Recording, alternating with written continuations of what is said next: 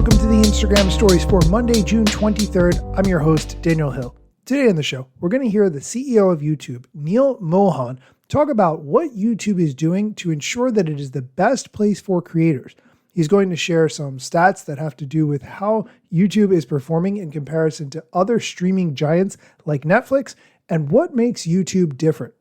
Additionally, we'll hear from the head of Instagram with a couple of questions from his weekly Ask Me Anything, including how you can put yourself out there for brand deals and what the best way to use trial reels is. All of that and more on today's episode, but first, here's a quick word from our sponsors. Welcome back. Let's start with the audio clip from the CEO of YouTube, where he talks about how YouTube is performing in comparison to the other streaming giants, particularly Netflix, and he addresses a dig that the co-CEO of Netflix made about YouTube. Here's the clip. YouTube now accounts for 11% of all watch time on TVs. And that may not sound like a huge number. That is a massive number. It's the first streaming platform to surpass that milestone. Number two, second place is Netflix at around 8.5%. So I'm going to read some things Ted Sarandos, the co-CEO of Netflix, has recently said about YouTube, and then I want you to react. Okay, so here's some sick burns coming. Okay, so see what you got. Okay, Ted has said YouTube is a platform focused on killing time, and Netflix is in the spending time business. YouTube doesn't pay creators upfront for content, putting them at financial risk. And he suggested that YouTube creators could find a more stable financial future with Netflix. And the last thing he's been emphasizing is Netflix's focus on premium storytelling. So you've gotten under Hollywood's skin. Let's hear Clearly, yes. I want to hear your reaction to this. Look, my reaction to it is, as you and I were just talking about, we're in the business of our creators. Our only job is to give them a voice, make them successful. It's literally written into our mission statement. So I spend very little time thinking about those types of quotes, and all of my time focused on what's going to make our creators successful. You come to YouTube, we all come to YouTube, not because it's this amazing platform, which of course, I'm biased, I think it is, but because of these amazing creators and artists and musicians and all kinds of thought leaders are, and that's who you go to engage with. And, who am I to say what's spending time, engaging time, quality time, killing time? I think that's, frankly, just the industry just kind of talking to itself. It's all of us as consumers, the 2 billion people that come to YouTube every single day. We get to decide how to spend our time, and increasingly more and more of them are spending it with the amazing creators on YouTube. Well, you did answer back a little bit. You had Brandcast, right, which is kind of your upfront during Upfronts week, and you brought out all your big creators, and you gave a quote, and you said, this isn't about YouTube becoming more like traditional TV. This is about TV becoming YouTube. So let's talk about what you mean by that. Yeah, and actually the first thing that I meant by that quote is, again, it's not my job to determine what people consider to be TV. It's not any of my partners or competitors' jobs to do that.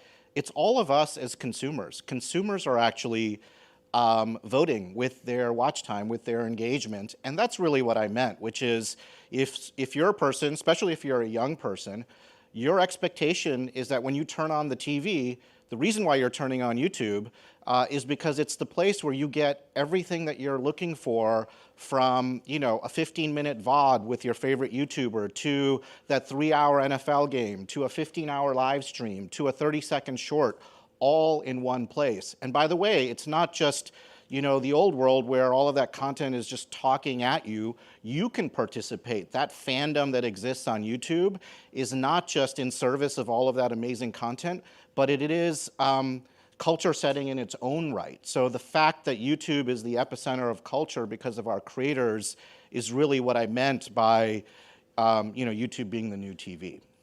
Okay, I'm going to pause it there for a second. In the next clip I'm going to play, he talks about a strategy that some of the YouTubers who have millions of followers have been doing, and he also talks more about what separates YouTube from some of the other streaming platforms that creators are hoping to get signed to.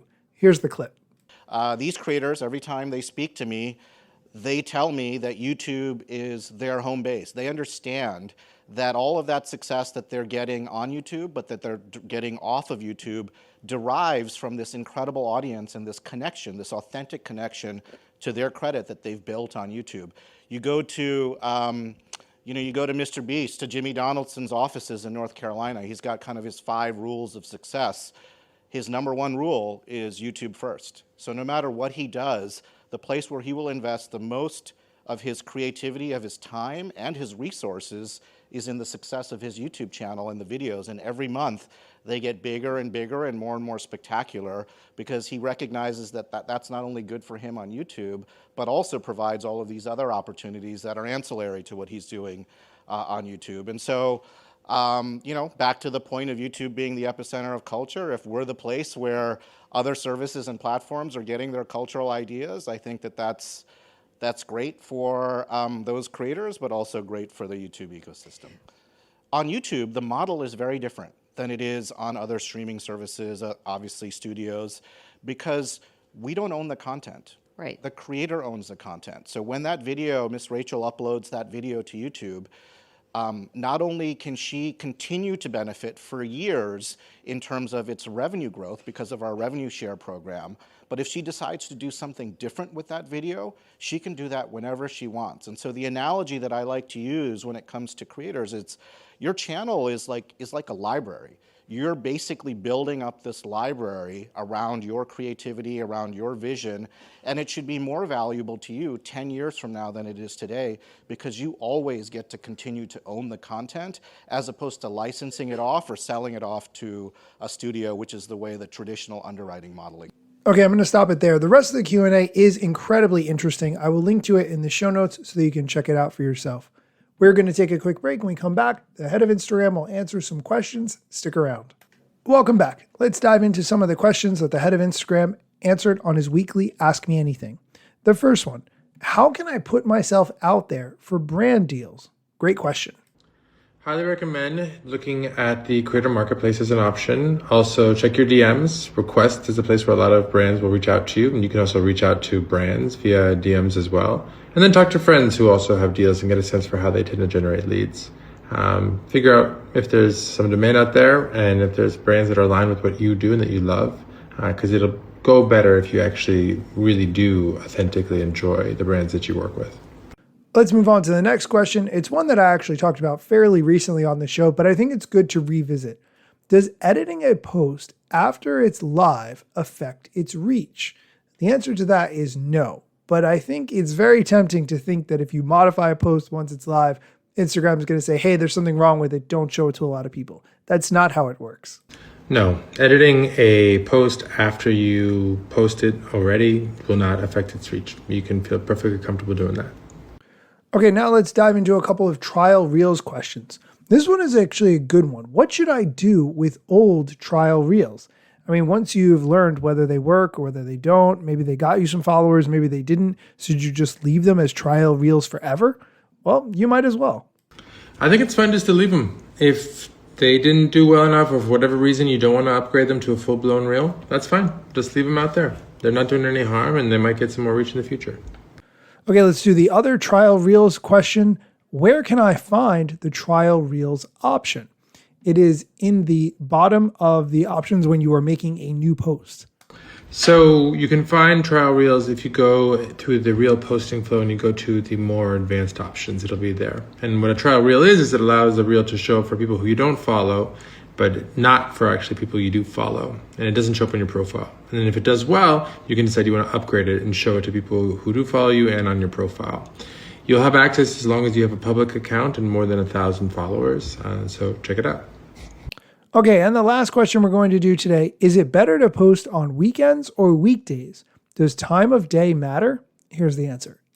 It depends on your audience. If the people who follow you and the people you're trying to reach tend to use Instagram more on the weekends, then it's better to post then. And if they use Instagram more on the weekdays, then it's better to post then.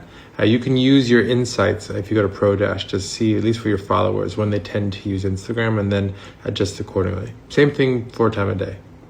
Okay, that is it for the questions and answers we're going to talk about from the head of Instagram. As a reminder, on Mondays, I send out an email newsletter recapping all the social media stories that I talked about over the past week, along with links to the episodes. If you would like to check that out, you can sign up for the email newsletter by using the link in the show notes, or I've added it to my bio. So you can get there from the link in my bio on Instagram at Daniel Hill Media. As always, thank you so much for listening, and be sure to come back next time for more social media news, strategy, and other things that you need to know. Let me tell you a couple things that you should know about me. A product manager, but do not have a bachelor's degree. But actually, that's factually a fraction of me. And other fractions posting content irregular and irrationally. Still probably won't get a job at the Gram. They forgot, they don't know, or don't care who I am. That's why you never see me at the parties and events. My lack of followers must make me irrelevant. Don't have a course, a book to sell to make a bag of grand. Not a social media marketer, don't represent any brands. Plain to see, don't have an agency, but I got a lot of spam. Just putting in my work, without the glitz and glam. Won't catch me eating fish, unless it's shrimp or clam. No six pack, no risk that, there's a gym card in my hand. Don't have a full-time job, but I got a lot of plans. Stay plotting, dropping knowledge on TikTok and Instagram.